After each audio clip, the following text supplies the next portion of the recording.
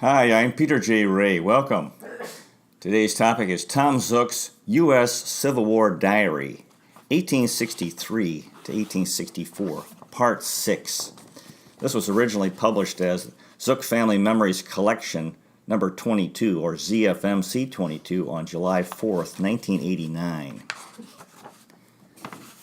Now, this is after an 18-day furlough with his family in Marion, Ohio, after the siege and victory at Vicksburg, Mississippi. Quote, September 1st, 1863. Left Marysville, Ohio for the Army at 9 o'clock a.m. Arrived in Springfield, Ohio at 11 a.m., where I remained with wife and child until tomorrow. September 2nd. Missed the 9 o'clock train this morning and will have to remain until 12 o'clock before I can move again. Left Springfield at 12 o'clock and arrived at Xenia at 1 o'clock p.m., where we exchanged cars for Cincinnati. Arrived at Cincinnati at 4 p.m. and proceeded to the depot of the Ohio and Mississippi Railroad. Left this depot for Odin, Illinois at 5 p.m. September 3rd. Arrived at Odin on the Illinois Central at 6:30 a.m. Here we will have to remain until 10 o'clock before we can get off again. Feel very bad this morning. Left Odin at 10 a.m. for Cairo. Arrived at Cairo, Illinois at 5:30 and went to the soldiers' headquarters where we will stay until tomorrow. September 4th. This morning the captain of the home advised me to report to the medical director. At 9 o'clock a.m. I went to the medical director's office and he sent me to the hospital, where I expect they will make me stay for some time for medical treatment, but I am not very bad off. September 5th, 1863.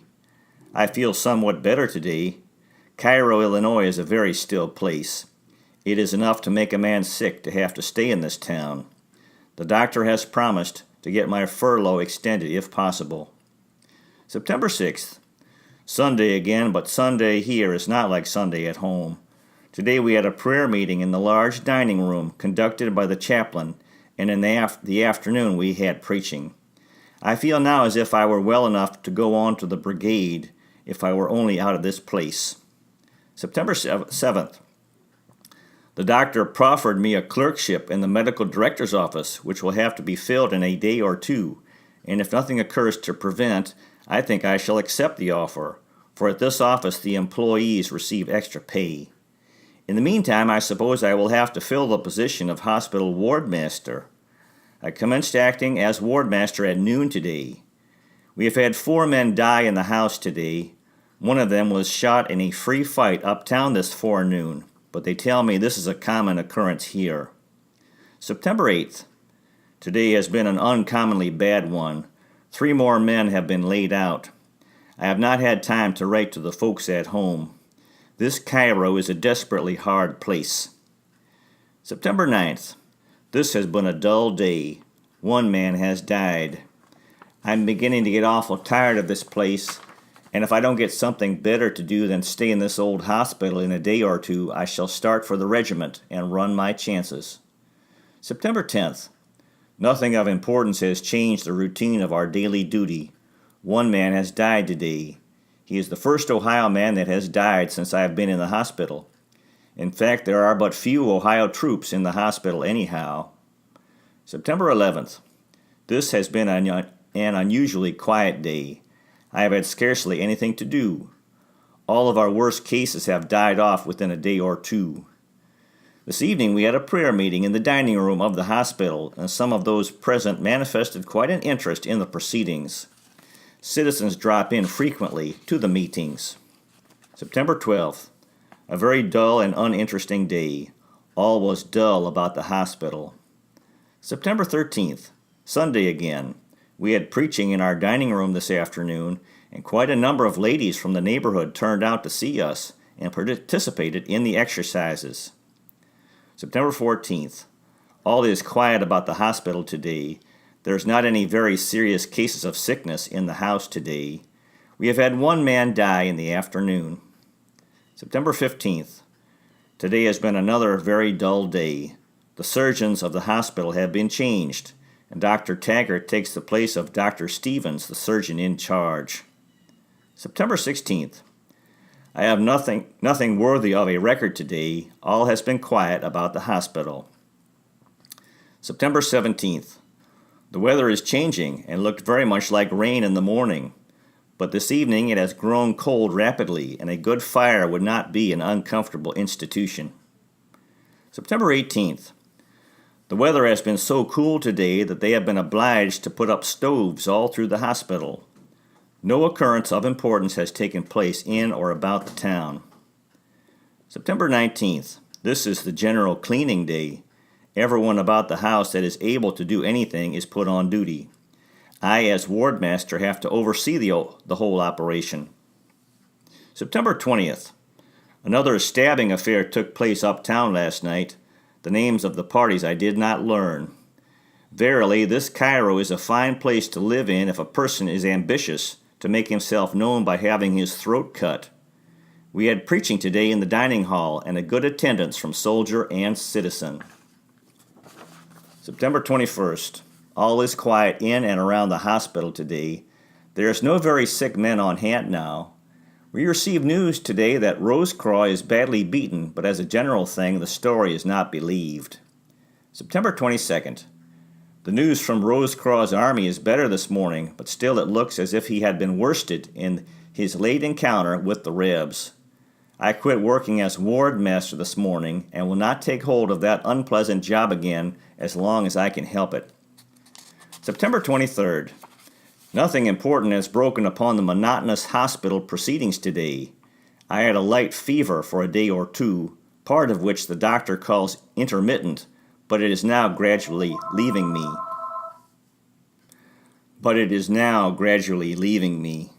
September 24th.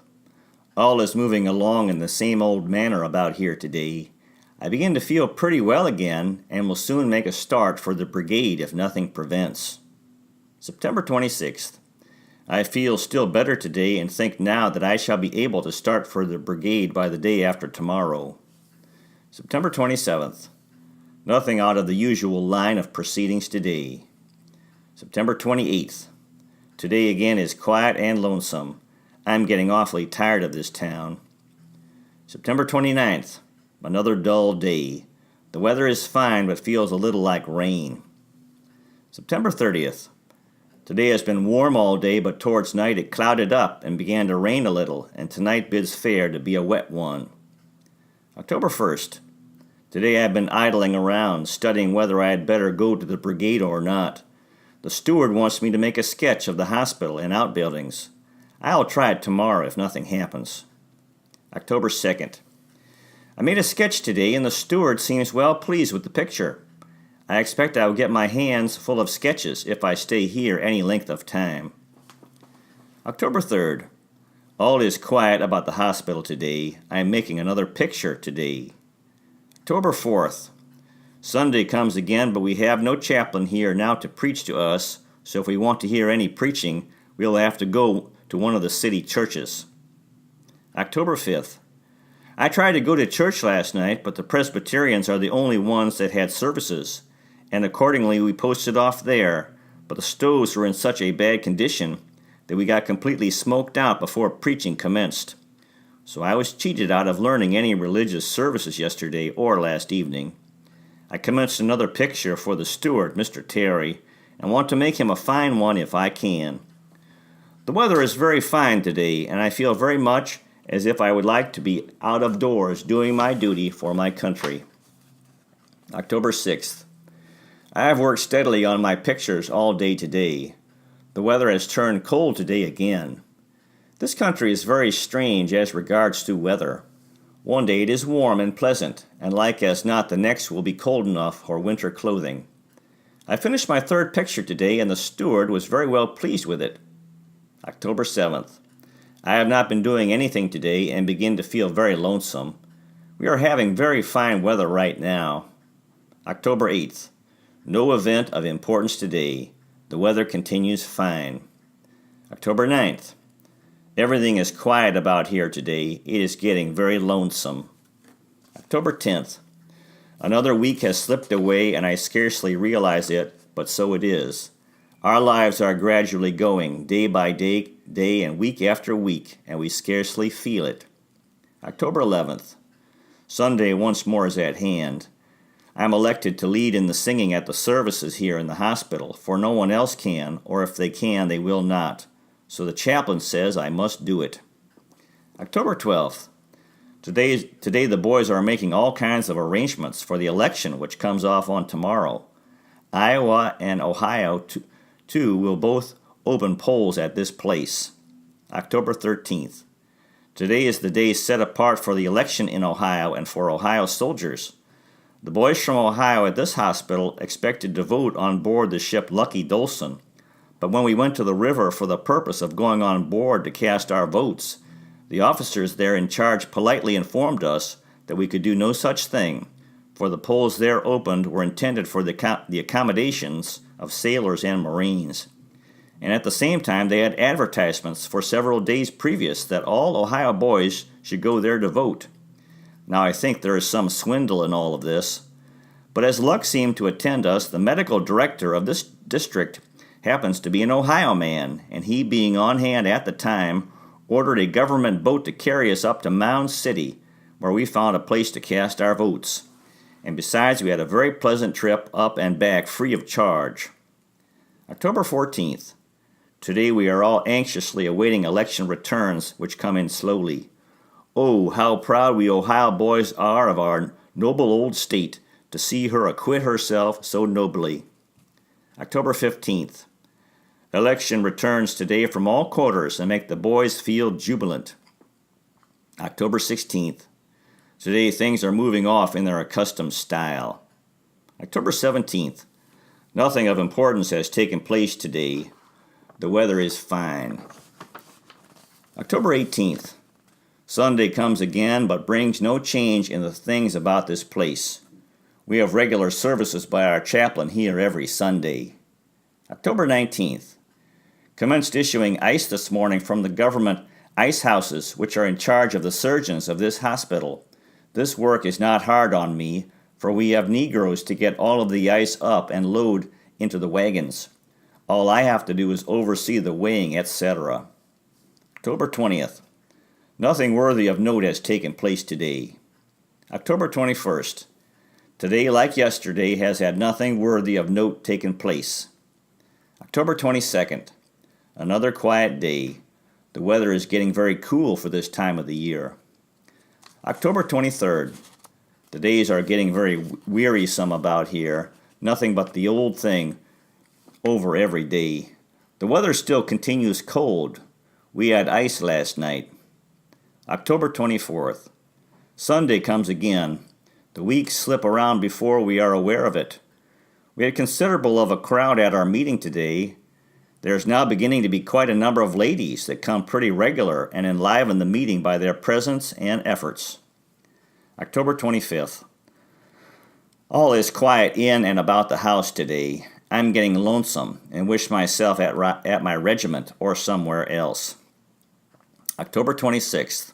I commenced with Mr. Paget today, making out the payrolls for the patients and attachés of the hospital. It is very tedious work and will take several days to finish them. October 27th. Today was spent on the payrolls and by perseverance have got the job off our hands. But I fear the doctor will make us make one set of them out again, for some of them don't suit him. October 28th. This day has been spent upon the payrolls that I had hoped were done, but it has become necessary to alter them, so we done it before anything else. October 29th. Today I received the pictures that I have so long and patiently waited for. I don't know why it is, but when I have even the pictures of my wife and child to look upon, I feel a great deal better and more as if I were not entirely friendless in this wicked city. October 30th. No item of importance presents itself today. October 31st. Another week is nearly gone, and I have scarcely recorded anything worthy of a place in a memorandum book. Today, like yesterday, was very dull. November 1st.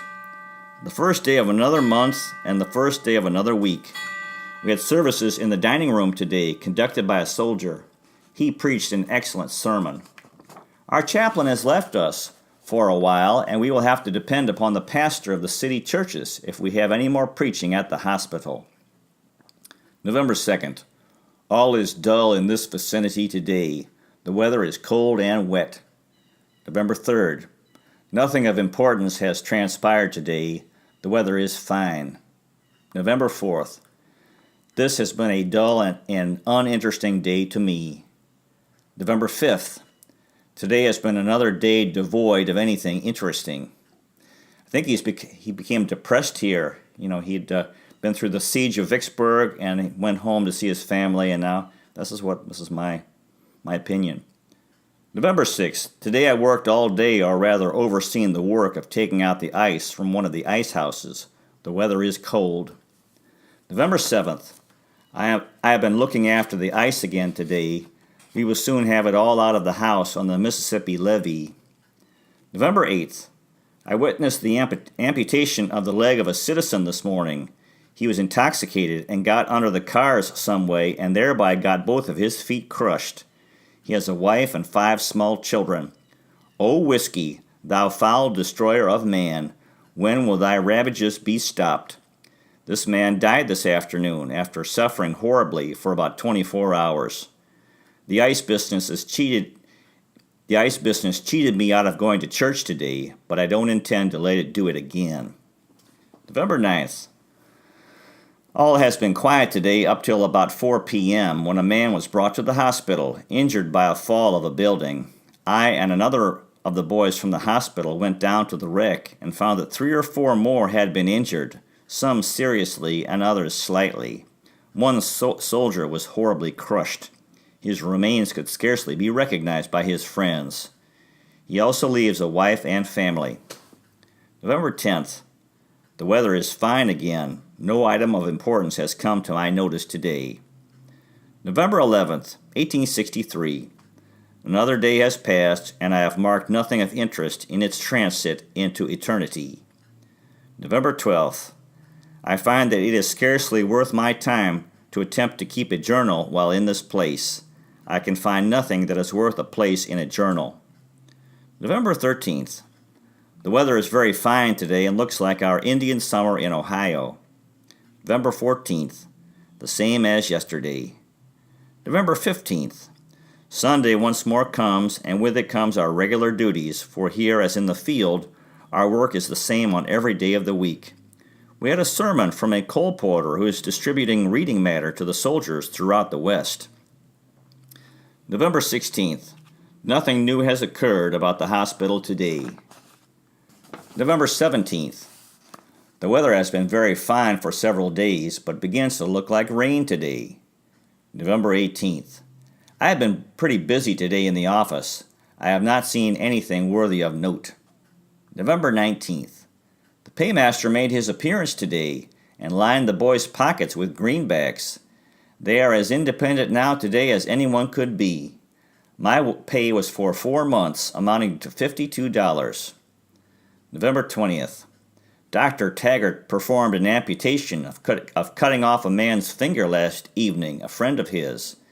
And after securing the mutilated member in a bottle of alcohol, he directed me to write the following lines and paste them on the outside of the bottle.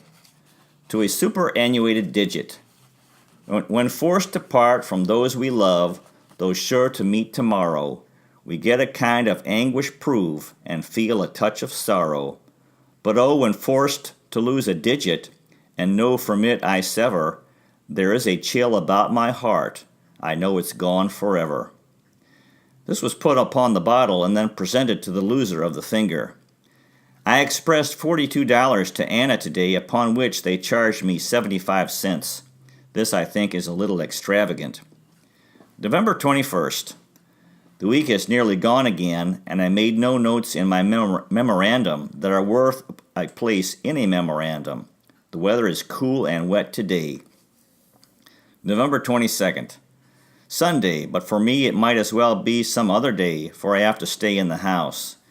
This afternoon we had the satisfaction of hearing a sermon in the hospital from a stranger. November 23rd. Today I witnessed another of those Cairo brawls that are of so frequent occurrence in this God-forsaken place. This nearly resulted in a tragedy, for a citizen found it necessary to defend himself with a knife against some ruffianly soldiers, and he wounded one of them seriously in the shoulder. Another man had his nose badly bitten. November 24th, a dull day. We have a new steward report for duty today. November 25th, our new steward commenced operations today and proceeded to the prescription book that has been neglected for 2 or 3 months. This bids to be a pretty extensive job. November 26th, Thanksgiving Day, and by the way, the ladies of Cairo, God bless them, and have given us a splendid dinner, and we have done the thing ample justice.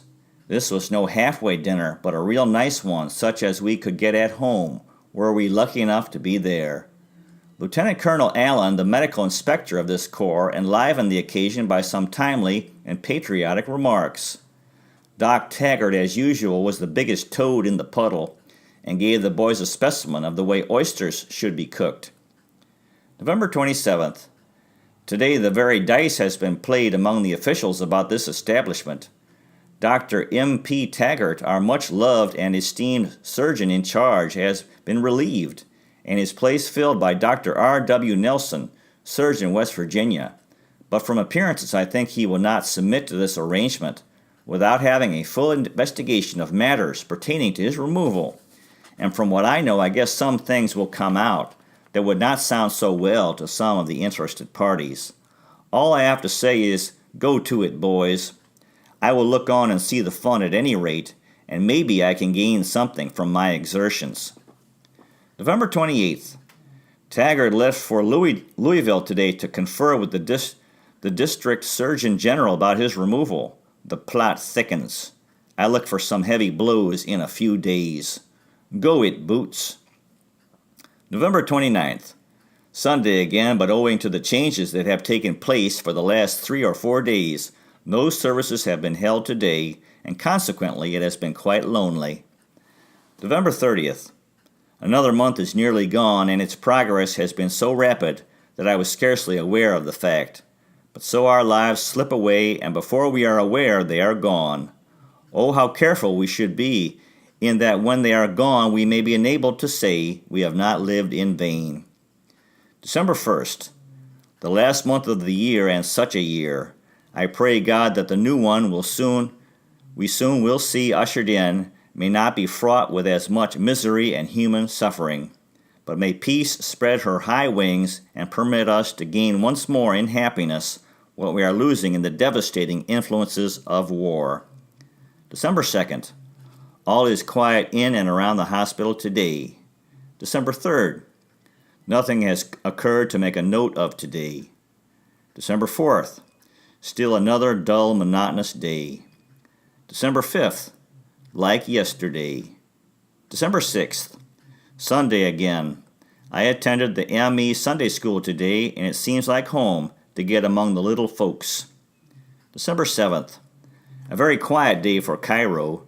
The weather is bad now, and the streets begin to look like vast mortar beds, and judging from the manner in which pedestrians and others flounder around, it is not altogether as deceiving as it looks. December 8th. A large circus company have taken up their quarter close beside the hospital today, and they are making considerable noise and fuss. December 9th. I got 2 or 3 letters from home today, and it makes me feel much better, for I have been in suspense for more than a week, not knowing what could be the matter. December 10th. Bad weather is all the go in Cairo now. It is muddy, that it is almost impossible to get out of the house. December 11th. The weather still continues wet and nasty. December 12th. Muddy. December 13th. Sunday comes again, but the weather is so bad that I did not try to go to church at all today. I did go in the evening. December 14th. It has quit raining and is now turning cold. There is a fair prospect of the weather being better now for a few days. December 15th. Cold and disagreeable out of doors. Nothing passes to mar the monotony of the dreary days. December 16th. Everything moves in the old way. December 17th. cold and disagreeable. December 18th. Doc Nelson told me today that he wanted to get me detailed as wound sketcher for this hospital if I would only consent, and I promised to make a sketch for him tomorrow of a wound to send to Washington as a specimen of my skill. December 19th. Made a drawing of a broken leg which the doctor calls excellent. He wanted me to make another tomorrow. December 20th. Made another sketch of a wounded leg today which pleased the doctor better than the first. He thinks I am a trump. I did not get a chance to go to church today. December 21st. Ward Master I.M. Brown started for Newark, Ohio today on leave of absence from the surgeon in charge. The general commanding the post found it out and is raining a storm over it. Brown will be sent to his regiment when he returns. Doctor wants me to promise to take his place, but I don't like to do it. December 22nd. There is trouble up somewhere. The attaches from the hospital are being sent to their regiments in a very rapid and unaccountable manner. Something has broken loose somewhere. December 23rd. I have been doing the duty of a clerk for 2 days now, although I do not feel able to do much. December 24th. Still quiet and blank is this town, Cairo. December 25th. Christmas once again. We had a splendid dinner today, and we done it justice. Turkey and roast pork were the principal dishes. December 26th. I received a letter from Marion today. This is the first from Anna since I was at home. Now the journal skipped 1 month. January 26th, 1864. One poor fellow, while laboring under delirium caused by pneumonia, precipitated himself from one of the windows in the 3rd story of this hospital this morning, and on the way down from the perilous height, struck boldly out with both feet and shattered one window in the 2nd story, sending one half of the sash halfway across the yard, frightening the inmates almost out of their wits.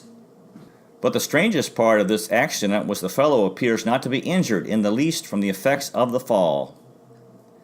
Now, the journal broke off again. Now there's an undated passage, and he wrote, quote, I have laid awake many a night an hour or two at a time, thinking of the dear little angel.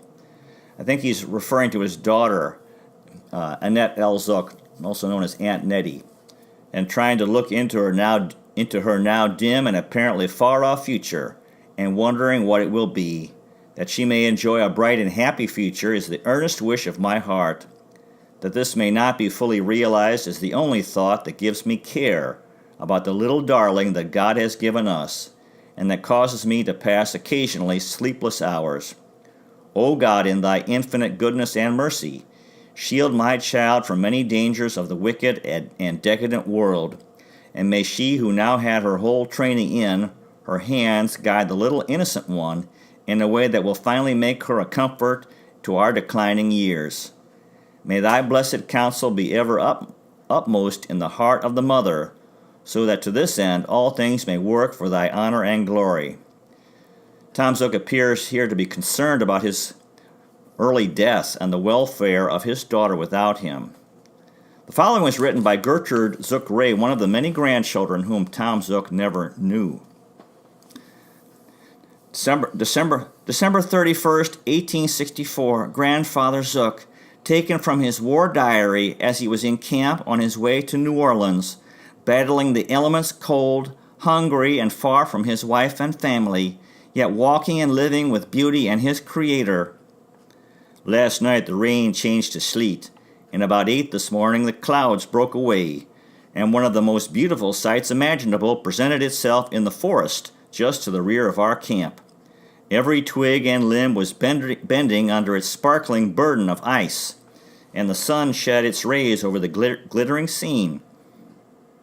Innumerable gems and diamonds seemed suspended in the clear blue sky, the passing breeze making the icy mass shimmer in the bright sunlight, presenting thousands of exquisitely beautiful variations. Many a colossal oak that had withstood the rude blasts of blustering horns for hundreds of years was borne to earth by its ponderous weight of ice at the slightest breath of the passing zephyr. the echo of its fall sounding far and near through the dim old forest, startling the lonely picket from his reveries as he surveyed this grand exhibition of nature.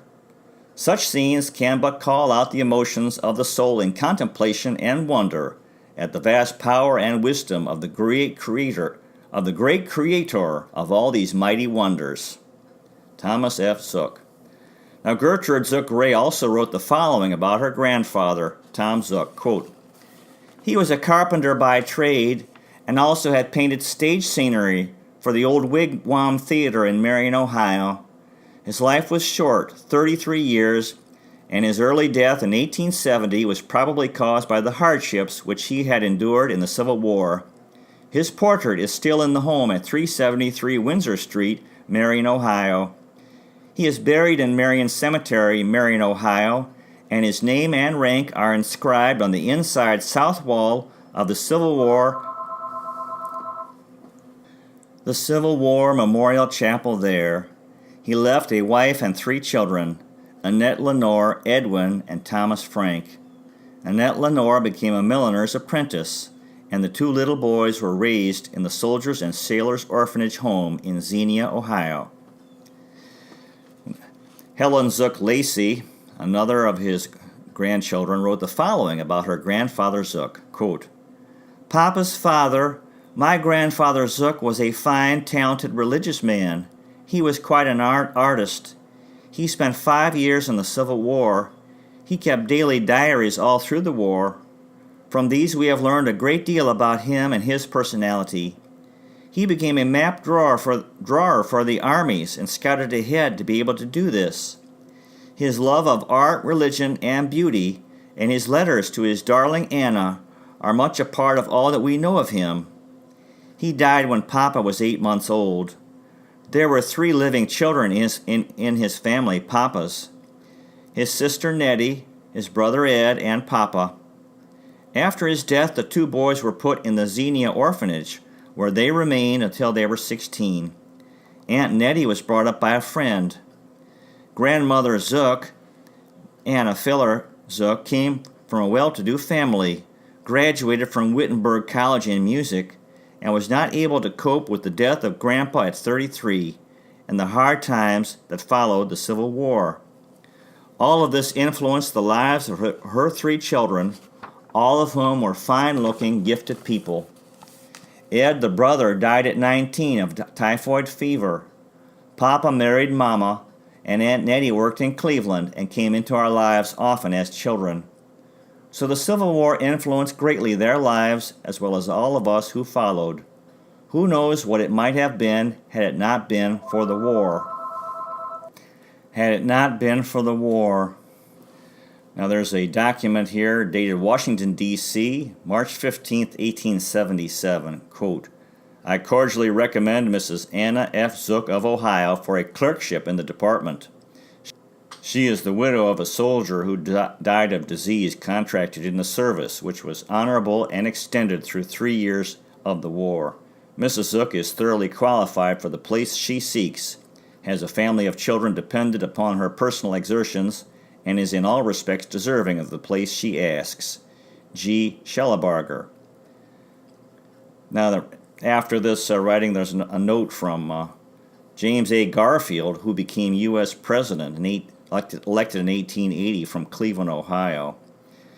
Quote, "I am not personally acquainted with Mrs. Zook, but any statement of her character which Mr. Schellebarger makes is worthy of all confidence." James A. Garfield.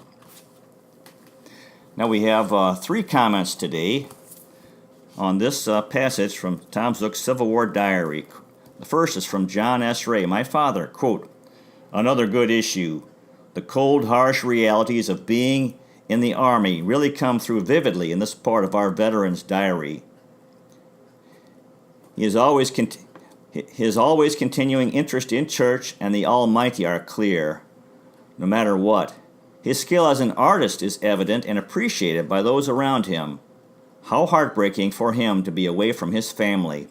What a hellhole Cairo, Illinois must have been. John S. Ray, Cleveland, Ohio." Now here's a comment from my mother's mother, my grandmother. Have just finished reading the last journal of your great-great-grandfather Thomas Zook and really enjoyed reading it. It was too bad that he joined the Army. He was such a wonderful and talented character. He worried about leaving his little daughter Nettie, but he need not have done, as she was a very capable person. Augusta Fisher Smallshaw, Regina, Saskatchewan, Canada.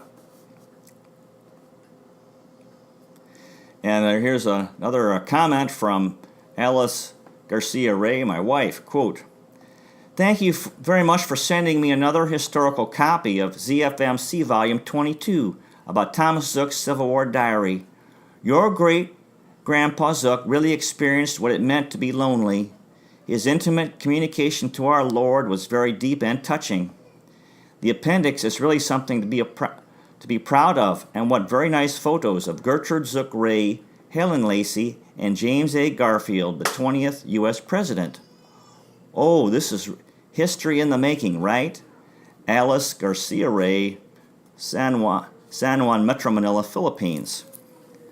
So that concludes today's passage on Tom Zook's Civil War diary. Thank you so much for watching. I really appreciate it. God bless you, take care, and I'll see you next time.